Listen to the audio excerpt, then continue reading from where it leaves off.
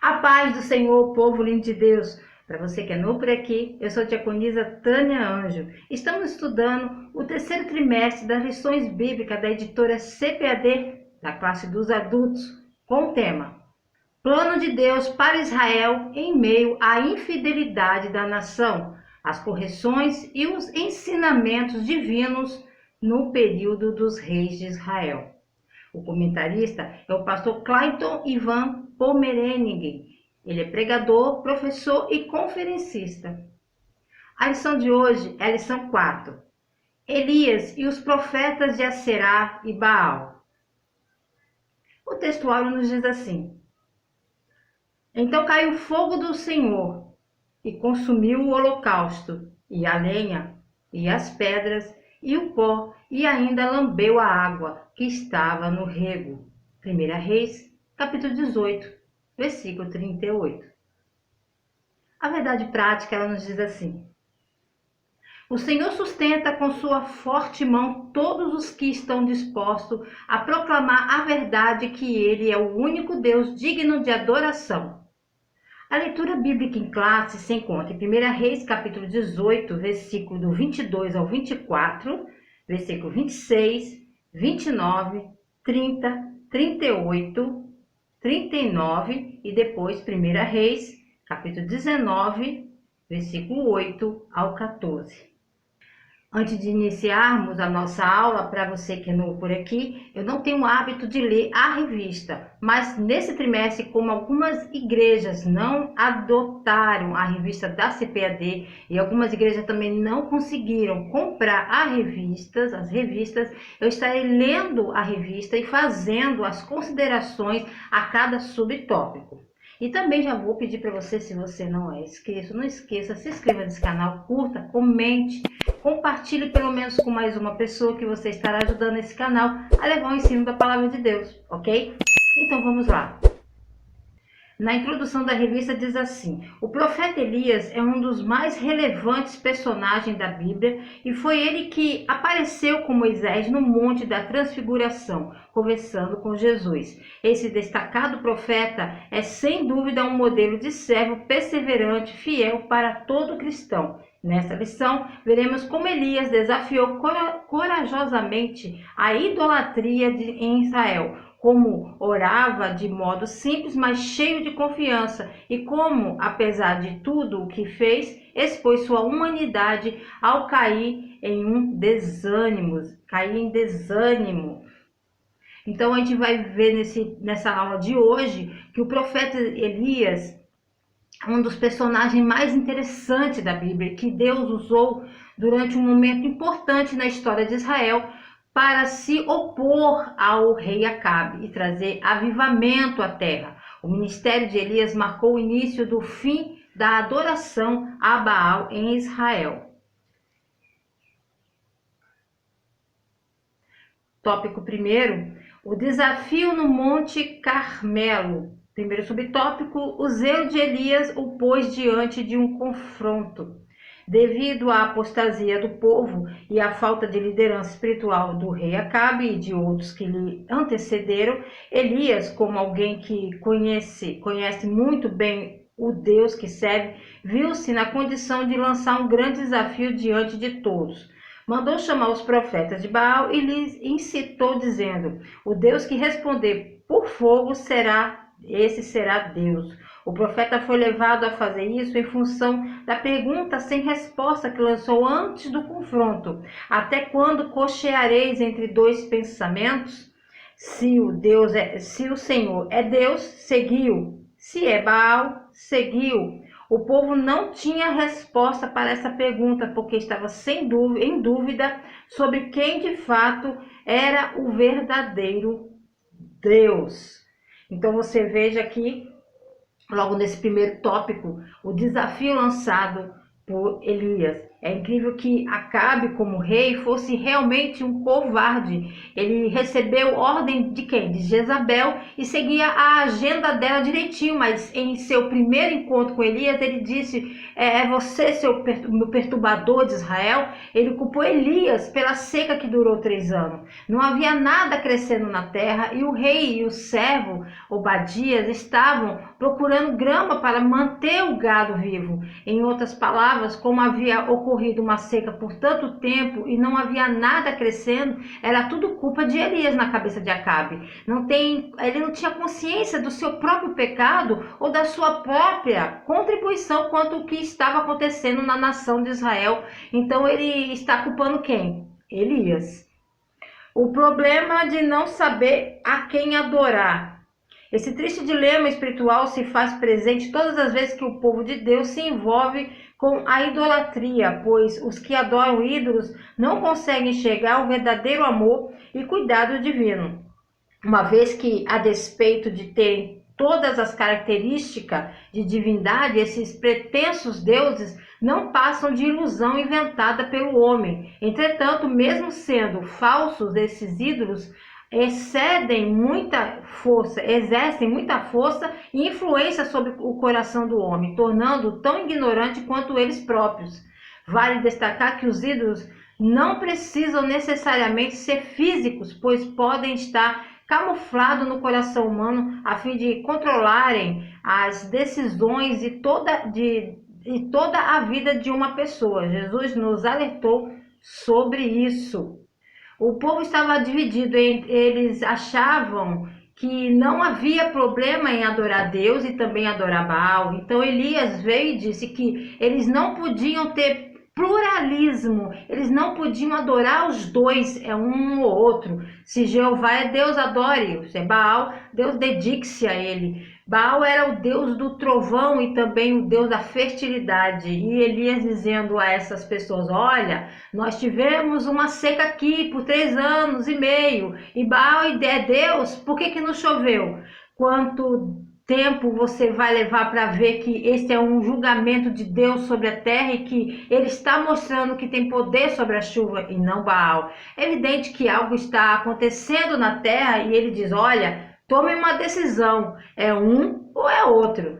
Subtópico 3, o desafio do fogo. Elias tinha certeza de que Deus era com ele e por isso propôs o desafio. O Deus que respondesse com fogo deveria ser adorado. Os que andam com Deus não precisam desafiá-lo para testarem a sua lealdade e amor.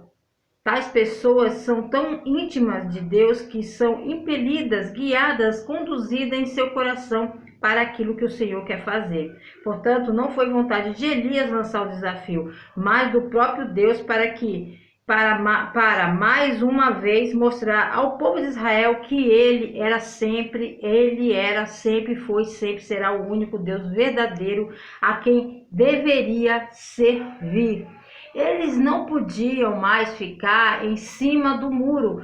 Quando você olha as escrituras, Deus sempre se separou. Ele disse: você não pode ter outros deuses diante de mim. Eu tenho que ser completamente santo e separado da nação de Israel. Não havia espaço para outras chamadas divindade. Havia um Deus e era isso. Mesmo quando você entra no Novo Testamento, Jesus não afirmou ser um dos caminhos. Ele afirmou o caminho. Ele diz: eu sou o caminho, a verdade e a vida, e ninguém vem ao Pai senão por mim. O fogo sempre caiu sobre o sacrifício. O Calvário é exatamente o mesmo. Quando Cristo se ofereceu como sacrifício perfeito, o julgamento total de Deus desceu sobre seu filho. Assim como Elias confrontou os profetas de Baal diante da idolatria, os servos do Senhor devem estar dispostos a confrontar todo tipo de pecado. Tópico 2. A oração de Elias, os preparativos de Elias. Diante da impossibilidade de resposta de Baal aos apelos de seus adoradores, Elias começou os preparativos para a operação do milagre. Então a gente vê aqui que esses profetas realizaram no topo do Monte Carmelo uma verdadeira representação dramática. Enquanto isso, Elias ficava sentado assistindo a tudo com muito sarcasmo e cinismo. Eles invocaram o nome de Baal, mas nada aconteceu. Eles pularam, expressaram todas as suas emoções até chegarem à histeria. Finalmente, eles começaram a ferir seus próprios corpos até sangrar. Eles acreditavam que isso levaria Baal a agir. Enquanto isso, Elias zombava deles, gostando daquela representação, dizendo: grite bem mais alto, porque ele é um Deus. Talvez ele esteja meditando, tenha um emprego, talvez tenha viajado, talvez ele esteja dormindo, e assim não está acordando. Enquanto isso, o povo de Israel estava assistindo aquela cena toda. A primeira coisa que fez foi reparar o altar do Senhor que estava quebrado, consequência imediata da idolatria. A seguir, juntou 12 pedras que simbolizavam as 12 tribos de Israel. Cavou um rego em volta do altar, colocou a lenha, dividiu o bezerro em pedaços sobre a lenha e pediu para que se derramasse 12 cântaros de água sobre o altar, de tal modo que ficasse totalmente encharcado o que estava nele e o rego à sua volta. Em 1 Reis, capítulo 18, versículo 30 a 31, Elias disse a todo o povo: vinde a mim. E o povo se chegou. O povo aproximou-se de Elias e reparou o altar do Senhor que estava em ruínas. Elias tomou 12 pedras, cada uma das tribos que simbolizavam naquelas pedras a tribo de Jacó, e disse: o teu nome será Israel. A primeira coisa que Elias faz é restaurar o que está quebrado. O altar de Baal estava obviamente intacto e não precisava de reparos. O altar de Deus havia sido destruído. É interessante que ele pegou 12 pedras. Você consegue lembrar que quando nós começamos esse estudo sobre Elias, que vimos que o que estava acontecendo no reino foi que estava dividido, a nação estava dividida, e 2 tribos estavam vivendo no sul e 10 tribos estavam vivendo no norte, que é onde acontece essa história. Eles estabeleceram áreas alternativas para adoração. Houve uma divisão dentro da nação de Israel. Elias percebe que aos olhos de Deus, essas pessoas ainda são uma só nação, não há divisão. Então ele reconstrói com as 12 pedras, porque aos olhos de Deus a aliança ainda é com toda a nação. Portanto, a primeira coisa que Elias deve fazer é restaurar o que está quebrado pelo homem. Uma oração confiante. A oração de Elias foi simples e curta, contrastando com as súplicas do profeta Baal. Elias queria mostrar que para Deus responder não são necessárias cerimônias especiais, sacrifícios ou mutilações. Basta o exercício da fé no verdadeiro Deus. É relevante ressaltar que o profeta Elias, em sua oração, declarou diante do povo que o Deus a quem ele orava era o mesmo Deus dos patriarcas Abraão, Isaque e Jacó, e que pelo fato de também ser um servo de Deus e estar cumprindo a vontade dele, tinha direito à manifestação divina como resposta. Nesta oração, o profeta expõe o verdadeiro motivo de ter erigido aquele altar e da necessidade de Deus responder com fogo para que este povo conheça que tu, Senhor, és Deus e que tu fizeste tornar o seu coração para trás. Então, quando você pensa sobre o que Elias experimentou, ele foi alimentado por um pássaro impuro, que foi um corvo. Ele havia sido enviado a uma viúva que não tinha condições nenhuma de prover condições necessárias nem para ele, nem para o filho dela, que a botija estava vazia, mas Deus proveu. Houve um menino morto que ele viu Deus levantar. Então, aqui Elias está derramando água sobre o que deve ser oferecido. O que ele está mostrando aqui é que Deus vai vir e fazer esse milagre, e isso não tem nada a ver com ele. Ele está colocando obstáculos no caminho para que todo mundo veja que é Deus que vai fazer aquilo. Então ele derramou água em tudo, e o Monte Carmelo tinha aparentemente 500 metros de altura e havia uma grande seca, então havia grandes obstáculos para que isso acontecesse. Então foi um grande esforço, porque eles tiveram que derramar água no altar 3 vezes. A misericórdia de Deus. Na oração de Elias está claro que o desejo de Deus era que seu povo se voltasse para ele através daquela demonstração de poder. A descida do fogo que consumiu o holocausto, a lenha, as pedras, o pó e ainda secou toda a água que estava ao redor do altar. É uma exata comprovação não apenas de que ele é Deus e está acima de tudo e de todos, mas de que ele estava dando a Israel uma nova oportunidade de comunhão. A reação do povo foi unânime em reconhecer que o Eterno é o Deus verdadeiro. Com isso, a seca, que já durava 3 anos e meio, terminou. Elias subiu ao cume do Monte Carmelo, orou a Deus e caiu uma abundante chuva.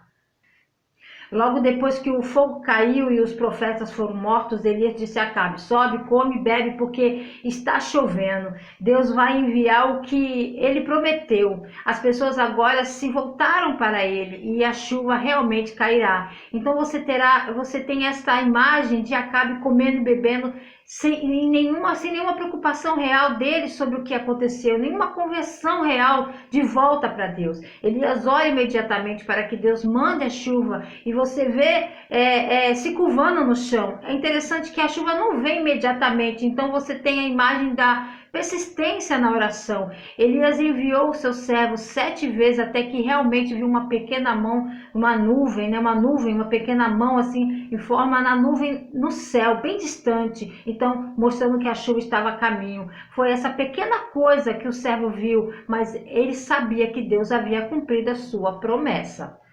Quando exercitamos a nossa fé e confiança no Senhor, Ele responde nossas orações e nos livra de qualquer adversidade. Tópico 3. Elias em Horebe. Os efeitos e a exaustão do profeta. Elias chegou à exaustão diante de tantos embates que enfrentou para fazer o povo de Deus retornar ao caminho. Isso mostra que até mesmo os crentes mais fiéis podem vir a sofrer depressão e desânimo na sua caminhada, mesmo depois de serem usados pelo Senhor de forma extraordinária como Elias. Isso significa que aqueles que excedem em posição na obra de Deus também podem descer em proporções iguais. Vejamos os grandes feitos de Elias em sequência. Conseguiu reunir o povo no Monte Carmelo através de Acabe, seu inimigo, fez descer fogo do céu no altar molhado, fez o povo mesmo em rebeldia se dobrar diante do Senhor, eliminou cerca de 850 profetas de Baal e Aserá que recebiam apoio do rei, fez chover após grande período de seca, correu mais depressa que a carruagem de Acabe e foi sustentado por um anjo. Elias desviou os olhos do Senhor e fugiu para o que era então o fim da terra civilizada. Quando ele chegou em Berseba, ele simplesmente continuou a andar ainda mais, bem mais longe, e por fim ele acreditou que estava longe do alcance de Jezabel. Muitos dizem, assim, quando a gente vê nos cultos e pregações, que ele foi um covarde, fugindo de mulher, mas vamos parar para pensar. E as pessoas falam assim, não, o crente tem que viver em alegria, tem que viver em Cristo, viver em alegria, sempre feliz, sempre sorrindo. Mas, gente, vamos parar para pensar. O que aconteceu com esse profeta? Ele nem parecia aquele que havia desafiado, né, os profetas de Baal. Então, às vezes o pessoal pode falar, foi esse aí que o Senhor enviou para fazer milagres, né? Qual o diagnóstico? Qual o diagnóstico desse homem? Então, nós temos que sugerir algumas causas. Havia uma causa física para explicar porque ele agia dessa maneira. Ele tinha trabalhado e dado muito duro. Ele estava exausto. Ele tinha se preocupado muito. Ele estava fisicamente exausto. O impacto de todas aquelas experiências traumáticas poderiam muito bem ter causado sua morte. Ele estava exausto após a tremenda pressão que suportou a defender Deus em meio a tanta oposição. Embora houvesse 7.000 crentes que não se joelharam diante de Baal, nenhum deles tinha vindo até ele, sentado ali no zimbro. Então o que estava acontecendo? Eles estavam abrigados, escondidos, e quem estava suportando todas aquelas experiências no Monte Carmelo? Era ele. Elias estava sozinho nesses momentos. Elias nunca teria fugido de Jezabel se não estivesse exausto. Acreditamos que hoje precisamos de pessoas que estejam dispostas a trabalhar para Deus com essa atitude de entrega, de compromisso, a ponto de ficarem prostrados fisicamente. Subtópico 2, o pedido para morrer. A despeito das portentosas obras que fez, Elias foi terrivelmente perseguido e ameaçado por Jezabel, a rainha. A opressão foi tanta que o profeta, tomado de um sentimento de autopiedade, mesmo fugindo para não morrer, desejou a morte em seu íntimo. Por isso a Bíblia afirma que Elias era homem, sujeito às mesmas paixões que nós. Então aqui você veja, visto que Acabe informou a Jezabel que Elias havia matado todos os seus profetas de Baal, ela então jurou matar o profeta. Ele covardemente retirou-se para Betseba, onde deixou seu servo e atravessou o deserto até se sentar sob um zimbro, onde pediu ao Senhor que lhe tirasse a vida. Elias estava evidentemente sofrendo de exaustão nervosa. Ele estava evidentemente exausto fisicamente e mentalmente. Subtópico 3, a resposta de Deus. Deus interveio de forma miraculosa, enviando até Elias um anjo que lhe trouxe pão e água, tirando-o daquela situação de intenso desânimo. Nisto, depreendendo que a comunhão e a palavra estavam à disposição do profeta. A partir de então, ele se deixou levar pelo mover de Deus através do vento, do terremoto, do fogo, da voz mansa e delicada. Elias teve a oportunidade de confessar seu estado de desespero a Deus. Deus lhe deu novos sentidos para continuar seu ministério. Ungir Azael como rei da Síria, Jeú como rei de Israel e Eliseu para lhe suceder como profeta. Deus deu a ele alimentos nutritivos e um longo descanso. Então o Senhor lhe oferecia uma manifestação espetacular. Primeiro um vento forte e poderoso, depois um terremoto, depois um incêndio. Agora Elias gostou de toda essa manifestação. Então veio um som suave e delicado. Embora esse último fosse contrário à personalidade de Elias, Deus estava presente naquele som suave e delicado. Então Deus o mandou de volta ao lugar de ação e perigo. Em seu caminho, chamou Eliseu para seu sucessor, que será tema da lição 6. Deus compreende nossos momentos de desânimo e fadiga, pois eles fazem parte da nossa humanidade. Conclusão na revista diz assim: a vida de Elias é um grande exemplo para todo crente que fielmente serve ao Senhor. Ainda que à nossa volta quase todos estejam contaminados pela idolatria e toda forma de injustiça, o cristão não pode perder o ânimo e a vontade de lutar pela causa do Senhor. Elias é um exemplo do cuidado e da fidelidade de Deus, quando o crente fiel decide seguir o que a palavra de Deus ensina e não aquilo que a maioria acha que está certo. Assim como aconteceu com Elias, quando nos concentramos na confusão da vida nesse mundo, podemos tirar nossos olhos do Senhor e ficar desanimados. Deus se mostra em incríveis obras de poder e julgamento, como um vento, fogo e terremoto. Mas Ele também se relaciona íntima e pessoalmente conosco, como no breve silêncio. Deus supre nessas necessidades físicas, nos encoraja a examinar nossos próprios pensamentos e comportamentos, nos instrui sobre como agir e nos garante que não estamos sozinhos. Quando ouvimos a voz de Deus e andamos em obediência à sua palavra, podemos encontrar encorajamento, vitória e recompensa. Elias lutou contra as fraquezas humanas comuns, mas foi usado poderosamente por Deus. Pode não ser por meio dessas manifestações, obviamente milagrosas, de poder, mas se nos rendemos a Ele, Deus também pode nos usar poderosamente para os propósitos do seu reino.